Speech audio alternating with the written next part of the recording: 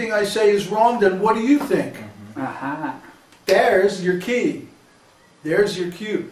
You cannot preach to anyone who's not listening.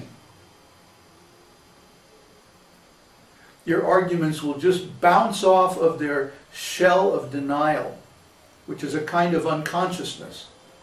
Well, what's the use of talking to a wall? No, you have to wait until someone gives you permission. Then you can preach to them.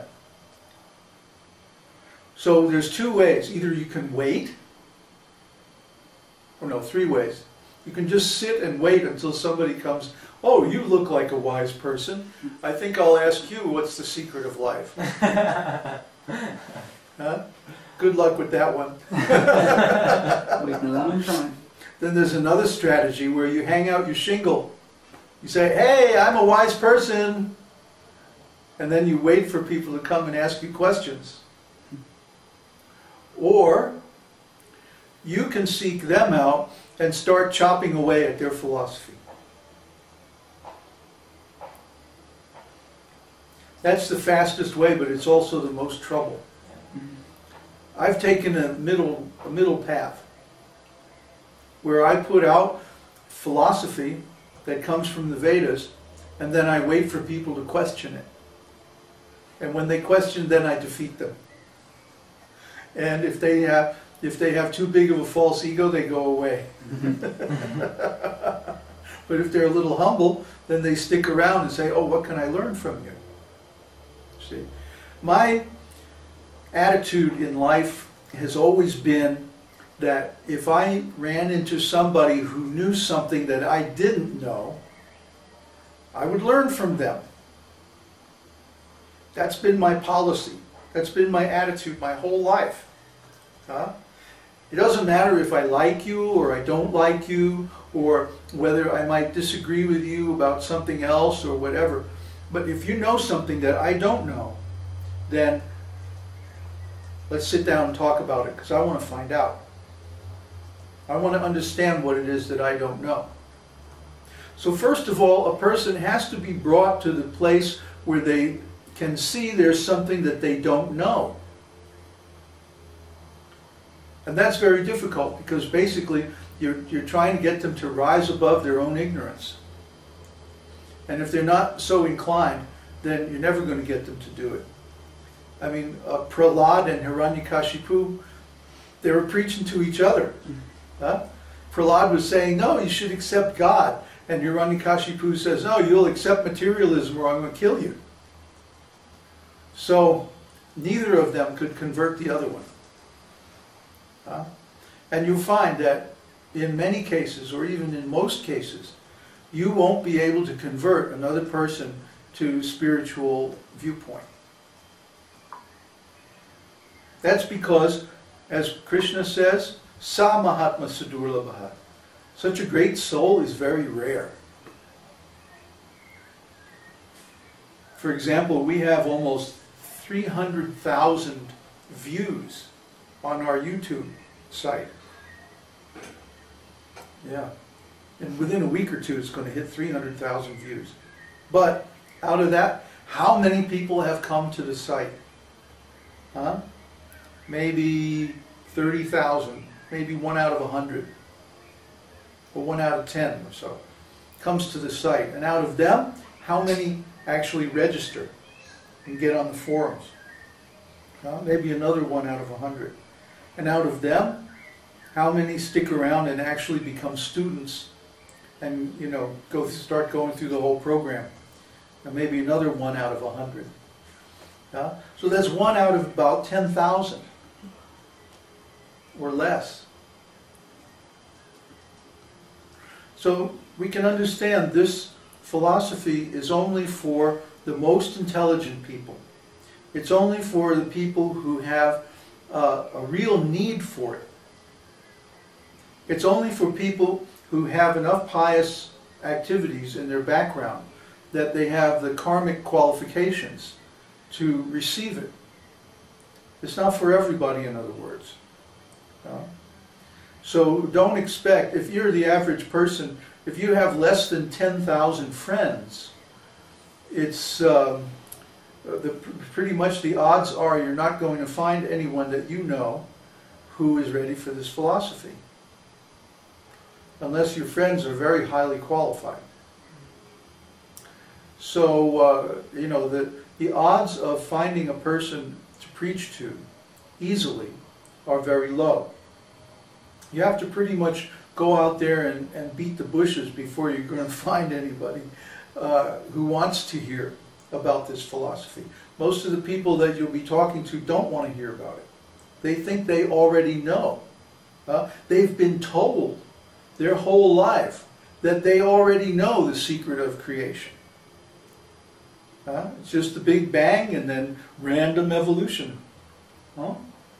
We all evolved from swamp scum by random mutations. Yeah, right. It's a foolish philosophy. But most people are fools, so they accept it. They don't even bother to question it, even though it has so many impossible assumptions. But they're used to getting this incomplete knowledge. Here you go. But so many people are used to being given this artificial, incomplete knowledge that they think this is the way and the only way knowledge is. This is the only kind of knowledge that we can perceive and receive. They think, because science always has to add that they don't know the absolute truth, because they can only gain their knowledge through material and natural observation, they think that's the nature of everything you can't really know. And so if there's a theory like evolution theory, they think, okay, yeah, that's pretty much close to the truth, and so we'll accept it. So they're fools. They accept some faulty knowledge, and they know it, that it's faulty. You really should get up and turn towards the camera. Well, you're going to talk. You're going to give lectures. Yeah, but you're lecturing. I'm just being a hooligan. Anyway, basically, they haven't been given knowledge. They've been given opinions. Well, what's the cause of the human race? Oh, evolution. But if you ask them to explain it, if you challenge them, force them to think about it, first of all, they won't be able to explain it, and they'll be driven back to just say, well, that's just the way it is. And it's right, because I believe it. And then you have to point out to them, well, that's not knowledge, that's just an opinion. If you really had knowledge, then you would be able to explain how it's so. And all of these false theories rest on the false assumption that matter can do something on its own. Without any laws, without any creative impulse. Where did the first creative impulse come from?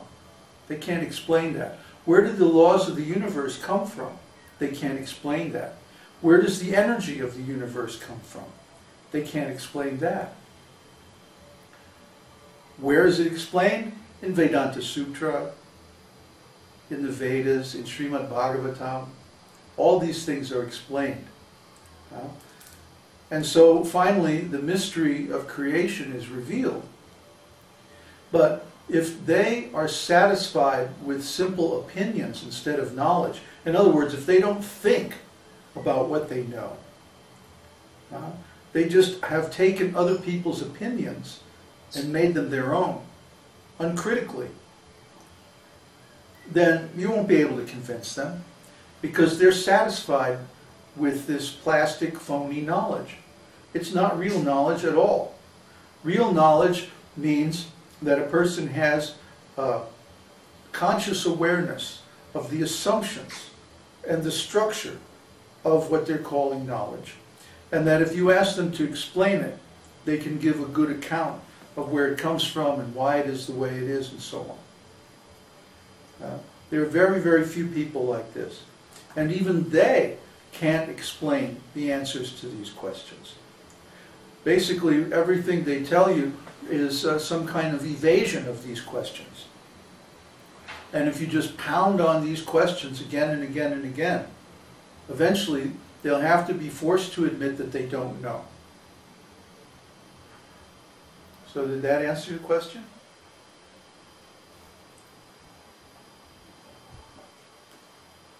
Whose question was that? Andrej. Andrej. Oh, I'd say it's answered. That was a good answer. Oh yes. Oh, yeah. Any other questions?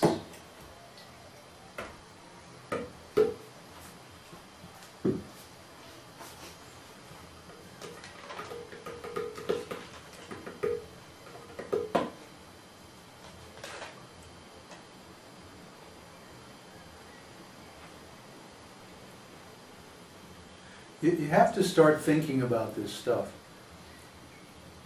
I mean, is what I'm saying just so complicated that it's over everybody's head, or